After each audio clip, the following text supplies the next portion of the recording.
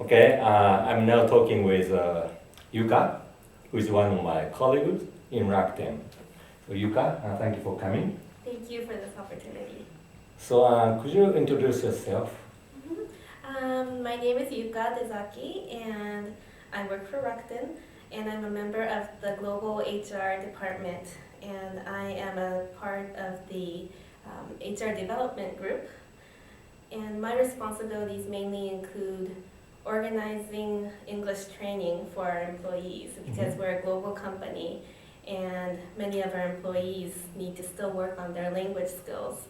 So I mainly arrange English lessons and I'm a curriculum planner as well as a coordinator. But I also work with foreign staff and help with their Japanese training. Okay, so you're teaching English for employees. So do you have experience before joining Rakuten? Yes, well, my early experiences include teaching at schools in the United States. I used to work for a public school district in California, and there were many ESL students. ESL stands for English as a Second Language. So these are students who need extra help, extra support in terms of English. So I worked at several elementary schools as well as junior high schools to support mainly Japanese students who came from Japan due to their father's business. And I started teaching when I was in high school, and that was my first experience. And I took on TOEFL classes when I was a university student. I also, in addition to teaching at the public schools, I was teaching at a university and helping out with the TOEFL class so that these students could go into the regular university courses after they meet their TOEFL target. And then I decided to choose a career as a business consultant when I came back to Japan to work. But I really felt passionate about teaching, so I joined a training company after being a business consultant for a year or so. And I've been in the education industry for about 8 years now. Oh, 8 years. So having observed a lot of English learners, do you find any similarities among those who develop their English ability quickly? Yes, I think there's no one right way to develop language skills, but what I find in common is that people who improve quickly know their own learning styles. Own learning styles. So some are very visual, so they learn by taking notes when they attend, for example, meetings in English. And some are very good at listening, so they would pick up words from movies or business meetings or presentations, and they would just mimic what they heard a native speaker say, and they would sound very natural because they have very good ears and they can pronounce the way they heard the language. Okay, thank you. I sometimes make a lecture about Rakuten, outside of Rakuten, and do a presentation about Rakuten's English innovation. And some people give me a criticism that becoming a fluent English speaker doesn't mean that they are the global person. So in your opinion, what is important to become a truly global person? I think I completely agree with the idea that only having the language is not enough to be called a global person. I think you need to be quite open-minded. And in a sense, I think Rakuten employees are fairly lucky because we have employees from all over the world, and we have a very diverse culture here.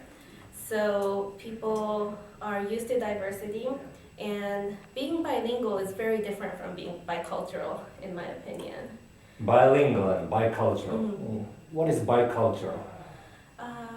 I would say being bicultural would mean that you can function in two different distinct cultures and act fairly, I would say, politely, respecting that culture.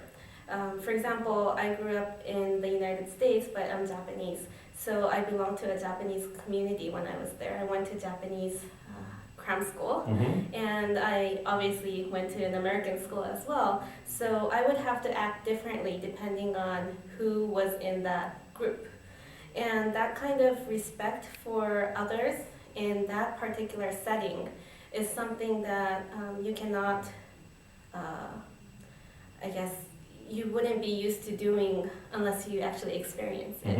So learning a language can be something you can do by yourself by, for example, watching foreign movies. But being able to act in the way that those in the movies are acting would require you to immerse yourself in that culture. And I think one positive aspect about working here at Rakuten is I get to speak to, for example, Indian engineers, which I have never done in the past. I've never really had a conversation with Indian English speakers in the past, but I find it very exciting to learn about their culture, which is very different from American culture or Japanese culture. And I think it's one of the benefits of working here. Okay, so as a Japanese, I think I need to be able to explain about Japanese culture, what is good about Japan. So some people just try to improve their English ability, but I think they should never forget that they are Japanese and they should be proud of Japanese culture and they should be able to explain Japanese culture. I agree. But you were raised up in the outside of Japan when you were young. And how did you get that kind of sense? I mean, when you were a kid, you were raised up in that kind of a monoculture society. But is that after you came back to Japan that you realized that you need to understand the both cultures?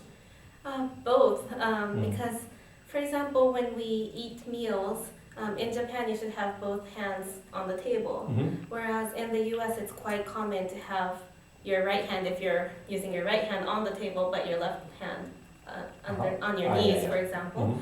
And that kind of behavior was modified by my parents, because at school I would see all other kids just using one hand, and I would act that way. But at home, my parents would say both hands should be on the table. So obviously parenting is one of the important factors of raising children to become bicultural, and I have children myself, so I'm quite careful about explaining what's okay and what's not okay, depending on different situations.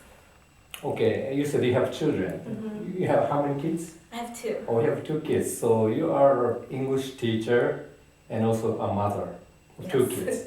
Yes. So I know you're working very hard in Rakuten. How do you manage your time? How do you balance the life between work and family? Well, fortunately, Rakuten allows me to leave the office early, so I can make it in time to go get my children at the daycare. So they don't really have to eat dinner at daycare, which is something I know a lot of young children experience. So I at least get to cook for my children and have dinner with them. And that's probably one of the only things I do fairly well. I always try to cook for my kids. And other than that, I think my children understand quite well that what I do here is probably a part of my life. And I was able to bring them to Family Day. Okay. So they were able to experience the Rakuten lunch.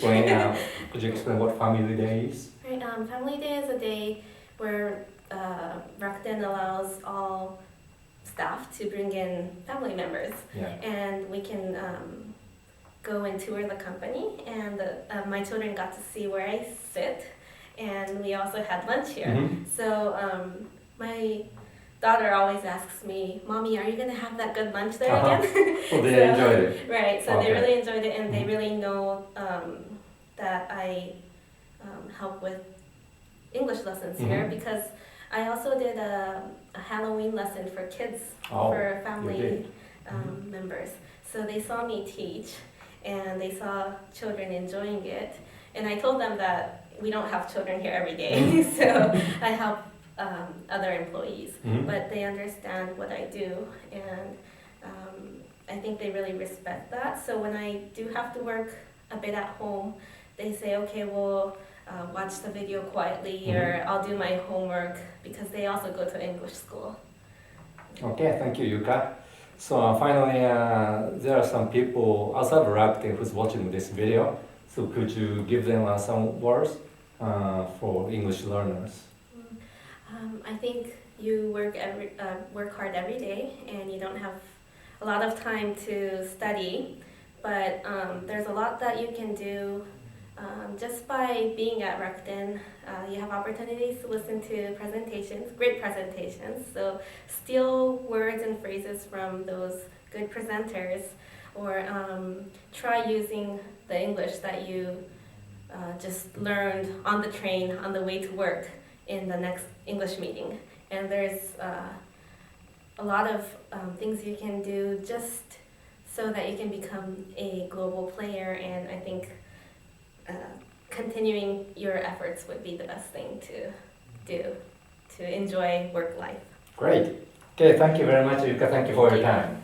Bye-bye.